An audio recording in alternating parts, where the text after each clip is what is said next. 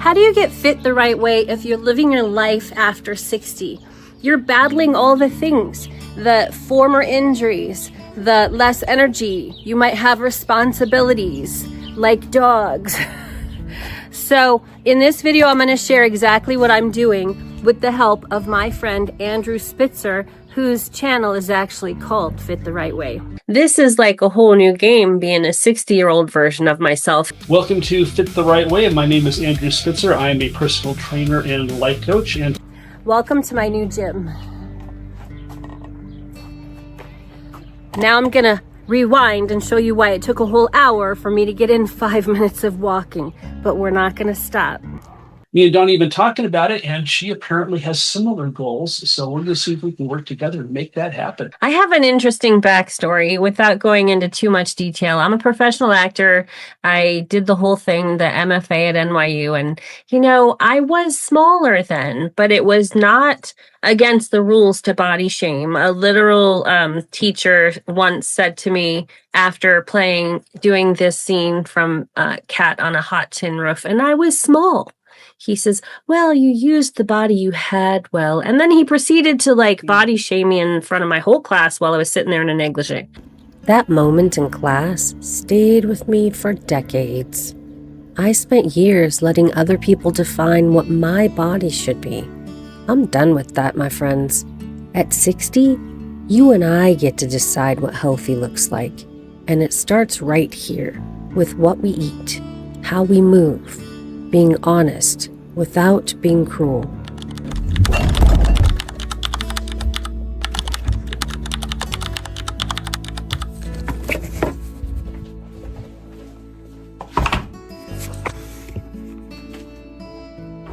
Hi. Want to see? Come here.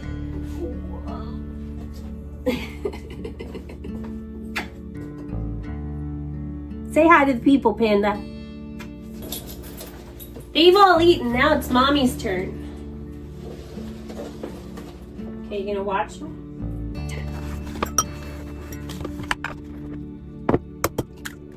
Great, I got a show.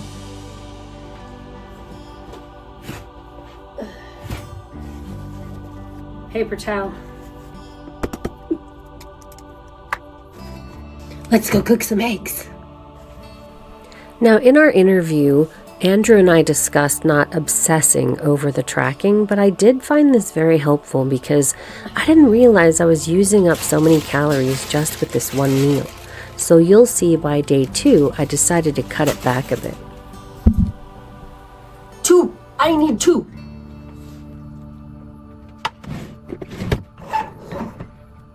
I'm so impatient. I'm used to microwaving things. The good news is Bella also gets a little bit of that whenever I cook it. I mash it up because she doesn't have any teeth. So it makes a good Bella snack.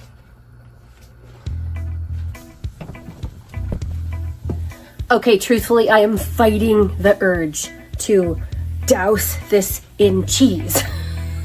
But I wanted 2 pieces of bread, so I'm gonna save the cheese for lunch.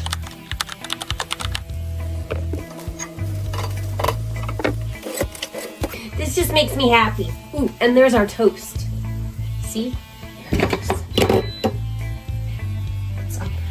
You're blocking the beautiful toast. I'll find out when I track this if butter is better on my toast or if cream cheese is better on my toast. Today I'm gonna opt for cream cheese.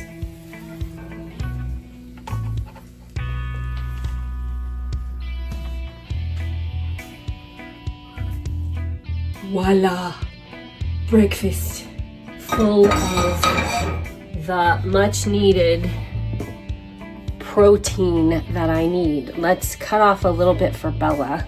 My assistant, hi. Did you just discover Mommy made eggs? Okay, assistant number 1, assistant number 2, assistant number 3. Okay, come on, to give myself some time, let's send you guys outside. While Mommy finishes cooking her breakfast, why don't you have a doggy biscuit? Panda, come on. Come on, baby. This will give me a couple of minutes. I already had a banana this morning. And We're gonna give a little to Bella. Don't tell the other dogs. Did I get the light version? I think I did. No, I got original. Okay, when I track it, I'm gonna track original. I'm gonna call this a teaspoon. 2 times 2. Not exact, I know. I'm such a chef. Don't waste it. If I gotta track it, I'm gonna lick it. This little bowl, I'm gonna give Belly some. I don't know, what is this? I'm not even gonna, I'll count the whole thing. She's been waiting. This whole tracking thing is useful because after seeing how many calories I used yesterday on one meal, I cut it down. And then I'm already pre-planning for my lunch. So let's log that and see what it ends up. You guys, I'm giving them separate areas to keep them distracted, and I'm like right here in between them to make sure that nobody has food aggression. At least the barking has stopped. Okay, I have to rinse my strawberries. Now this is why I normally just pop whatever I can find in my mouth, because of this dance that's going on. I'll rinse these off. Okay, I'm gonna make my way with my beautiful breakfast. Yes, this heating pad is on. A necessity here. All right, I'm gonna eat, and then I'll see you later in my new gym. Small choices, my friends, every single day. That's the whole game. Okay, breakfast is done, and miraculously, I ate the rest of it without having to give more to my dogs. Let's head to the gym. I think I should have probably worked out, I don't know, a couple hours later or a couple hours before, but it's 12:53 and I gotta go back to work at 1. Okay, after tripping only slightly over the heating pad cord, we're headed to the gym. And I have a question. So isn't it true that losing muscle would then cause you to lose weight, but you don't want to lose muscle as we age? We want to maintain or gain muscle because we'll be stronger for it. Isn't that correct? 100%, for a couple of reasons. First of all, just for your basic functionality, when people talk about mobility issues, especially as we age, well, mobility is primarily a function of strength. If you don't have strength, you're not mobile. Thank you. My daughter had to open the door for me. Come on, Panda, you coming? Okay. This is Bella's little seat. Okay. I need to pause you so I don't drop my dog. Ta-da! You have no idea how long it took to declutter this garage enough to have half of it be the gym. So there's my little belly spot. Here's my treadmill. This thing, which I'm not using, a bunch of weights. And Panda is wanting me to open up the garage door, which I'm not going to.